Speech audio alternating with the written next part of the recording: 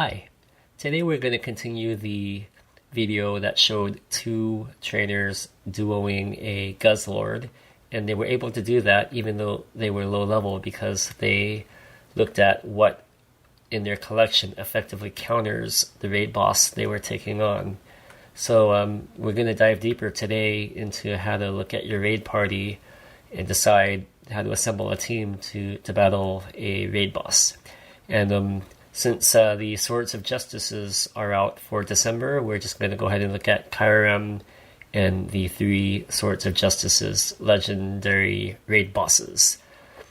We'll start out with Virizion, and what we're doing here is just a Google search for Virizion raid counters, and you can see there that pokebattler is one of the results, and pokebattler is what we're going to be using. So we click on that. And there's one other thing to keep in mind is that these links, they automatically assume that your raid attackers are level 40. And generally, I don't personally keep my Pokemon at level 40. I'd rather have two Pokemon at level 35 than one at 40. So level 35 is where I'm at. And what you do is you go up into that URL and you change 40 to 35, and then you re-enter so it kind of refreshes.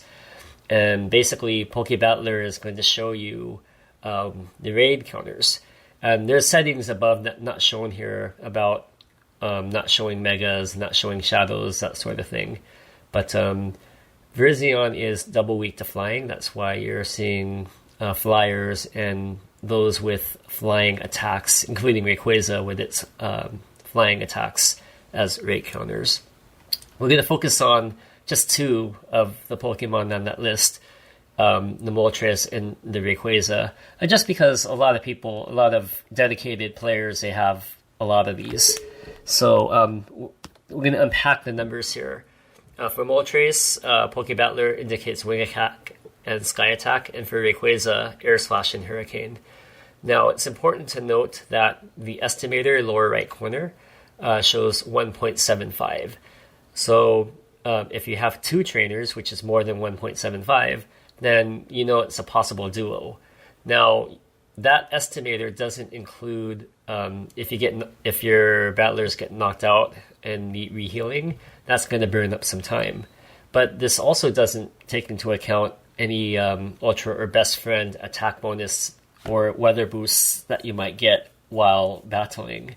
So I think Best Friends and re-lobby time kind of cancel each other out. That is, the boost on one offsets the time you spend in the re-heal lobby.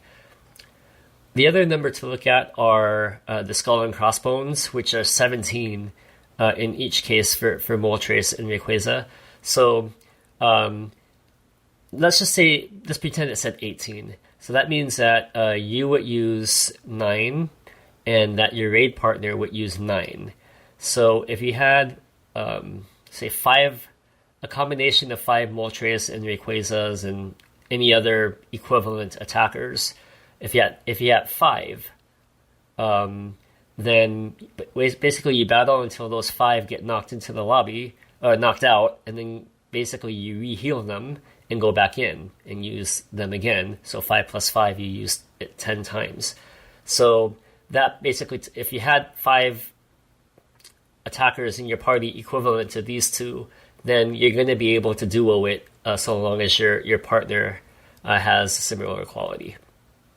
So Virizion is a possible duo, probable duo for the more elite players, and for beginner players, not so much. So you just have to look at the pokebattler and see where you stand and estimate whether you, in fact, might need a third person to take down the boss. Now we're going to move on to Terrakion. And so you can see here I put in level 35 up, and if you look carefully, that I reran this for Terrakion for level 35 attackers and get a number of counters. And again, another possible duo. I'm going to look at the number 3 counter, which is Mewtwo, and that's with Confusion and Psystrike. Estimator is 1.9 trainers, so possible duo, but you have to consider, again, time knocked out, lost in the lobby, rehealing. But then if you're raiding with the best friend, then it kind of offsets that time. So with 22, that just basically means each you and your raid partner need to be best friends if you want to duo this. Level 35 Mewtwo's can do it. And if each of you has 6 Mewtwo's, so you use your best 6 at level 35 plus, IVs don't really matter, even though this simulation or these numbers go off of Hundo. It's not going to change enough to change our math. Basically, if you had a team of 6, level 35 Mewtwo, doesn't matter the IV, with Confusion and Side Strike, as shown in frame number 3.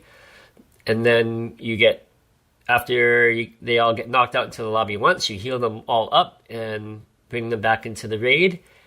And you use another 6. So 6 plus 6, you're using 12 Mewtwo in a way. And your partner does the same, another 12 Mewtwo. So 12 plus 12 gives you 24 Mewtwo. That crosses the threshold indicated on the skull and crossbones of 22 for regular Mewtwo. But not everyone has 6 Mewtwo with Side Strike. So not everyone is going to have basically all the right counters. And so you're probably going to need to count on adding a third or a fourth. But again, doing this analysis helps you understand where you and your people stand, where you and your team stand with respect to being able to take this down. All right, so, still on Terrakion. Fortunately, 3 low-level trainers could do it. Look at Machamp, and the estimator for Machamp with Counter Dynamic Punch at level 35. The estimator is 2.5 trainers. And so if you have 3 trainers, you're well above that. Better again if Ultra or Best Friends involved for the attack boost. That will offset the time spent in the reheal lobby. So if you have 6 Machamps and you reheal once and go back in, you end up using around 12 Machamps.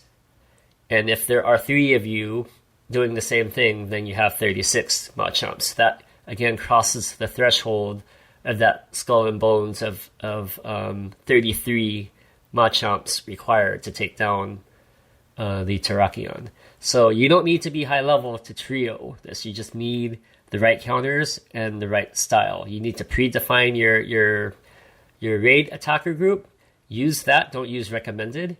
Reheal and then swipe in that team again and then rejoin.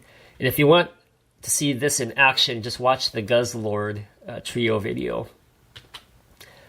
All right, on to Cobalion.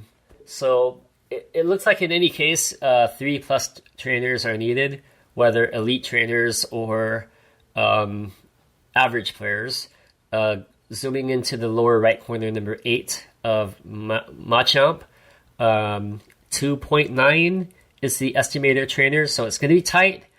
But with, again, the best friend attack bonus, that will offset the time spent in one reheal lobby.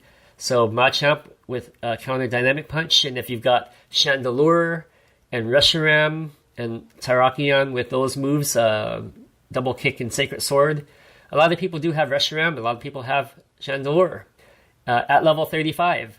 So let's see what it shows for the estimator. Chandelure, yes, so 2.73 trainers needed and 26 Chandelures needed.